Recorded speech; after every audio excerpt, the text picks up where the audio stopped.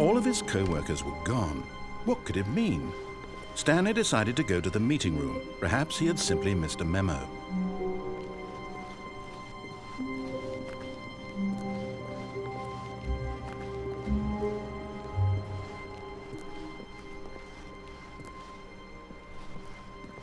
When Stanley came to a set of 2 open doors, he entered the door on his left.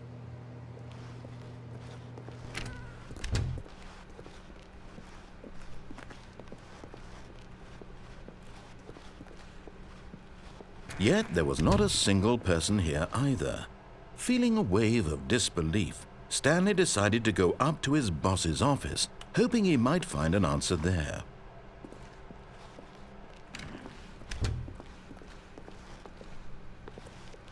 Coming to a staircase, Stanley walked upstairs to his boss's office.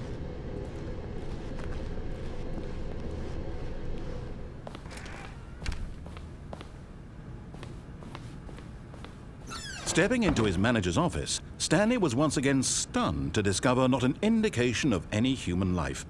Shocked, unraveled, Stanley wondered in disbelief who orchestrated this. What dark secret was being held from him? What he could not have known was that the keypad behind the boss's desk guarded the terrible truth that his boss had been keeping from him. And so the boss had assigned it an extra secret PIN number, 2845. But of course, Stanley couldn't possibly have known this.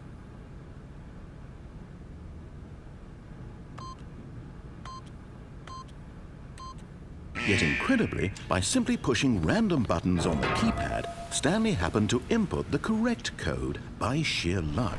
Amazing. He stepped into the newly opened passageway.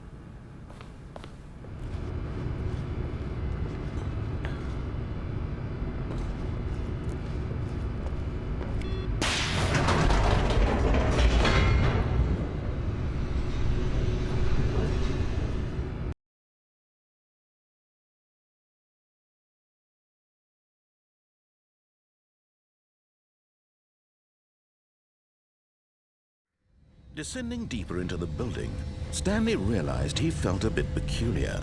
It was a stirring of emotion in his chest, as though he felt more free to think for himself, to question the nature of his job. Why did he feel this now, when for years it had never occurred to him? This question would not go unanswered for long.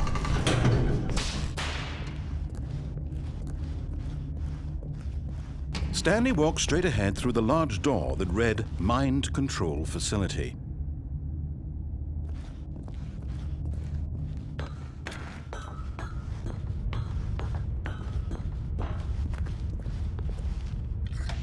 The lights rose on an enormous room packed with television screens.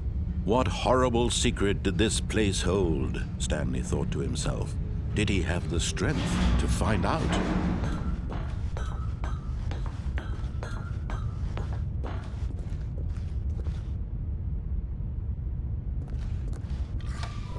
Now the monitors jumped to life, their true nature revealed. Each bore the number of an employee in the building, Stanley's co-workers. The lives of so many individuals reduced to images on a screen, and Stanley, one of them, eternally monitored in this place where freedom meant nothing.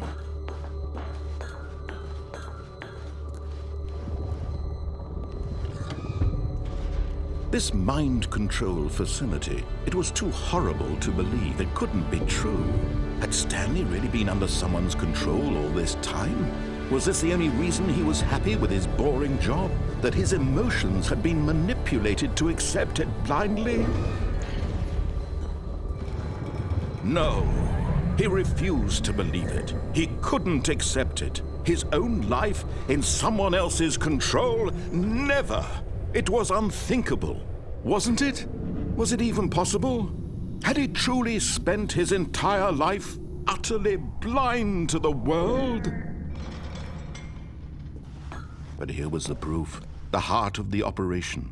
Controls labeled with emotions, happy or sad or content, walking, eating, working, all of it monitored and commanded from this very place. And as the cold reality of his past began to sink in, Stanley decided that this machinery would never again exert its terrible power over another human life. For he would dismantle the controls once and for all.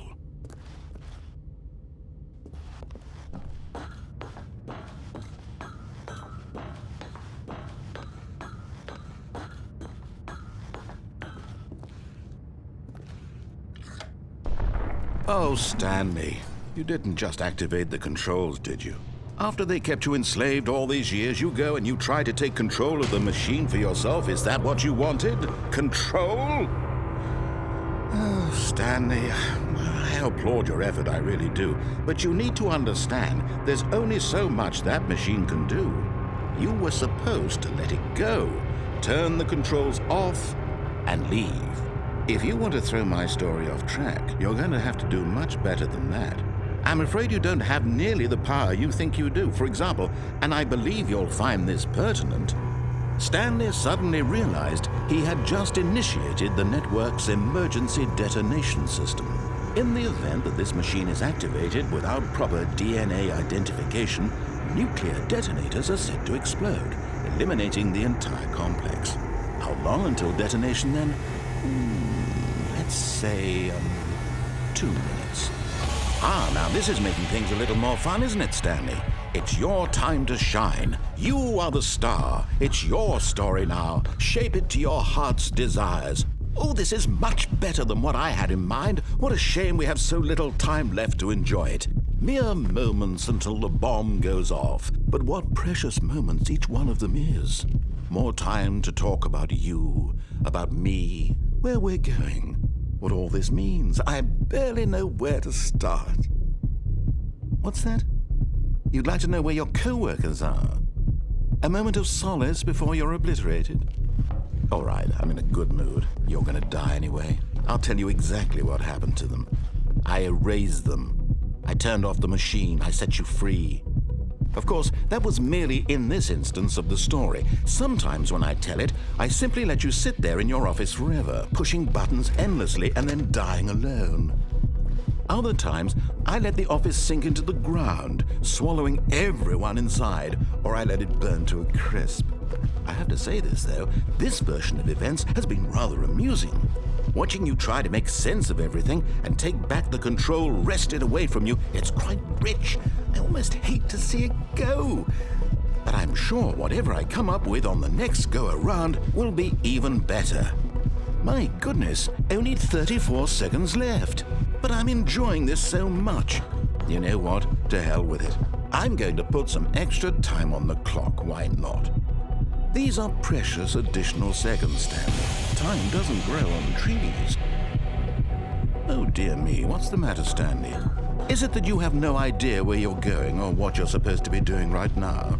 Or did you just assume when you saw that timer that something in this room was capable of turning it off? I mean, look at you. Running from button to button, screen to screen, clicking on every little thing in this room. These numbered buttons, no, these colored ones, or maybe this big red button, or this door. Everything, anything, something here will save me. Why would you think that, Stanley? That this video game can be beaten? Won? Solved? Do you have any idea what your purpose in this place is? Stanley, you're in for quite a disappointment. But here's a spoiler for you. That timer isn't a catalyst to keep the action moving along. It's just seconds ticking away to your death. You're only still playing instead of watching a cutscene because I want to watch you for every moment that you're powerless. To see you made humble. This is not a challenge. It's a tragedy. You wanted to control this world, that's fine. But I'm going to destroy it first, so you can't. Take a look at the clock, Stanley. That's 30 seconds you have left to struggle. 30 seconds until a big boom and then nothing. No ending here, just you being blown to pieces.